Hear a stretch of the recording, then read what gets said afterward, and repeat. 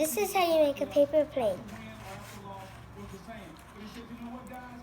Just fold it carefully and make sure the corners of it are touching the other corners. That fold it the hot dog way and put it like that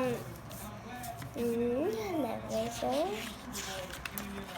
And then just put a triangle that's sideways to the one that you're put it on.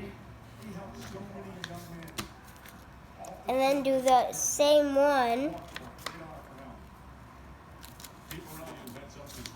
And then you just put your tip there, keep it there, and fold this to the line. And then do the other one.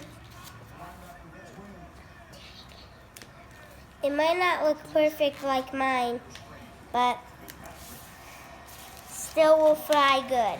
And then just fold the whole thing like this, and then just put these little wings. Does this airplane have a name? No. Okay.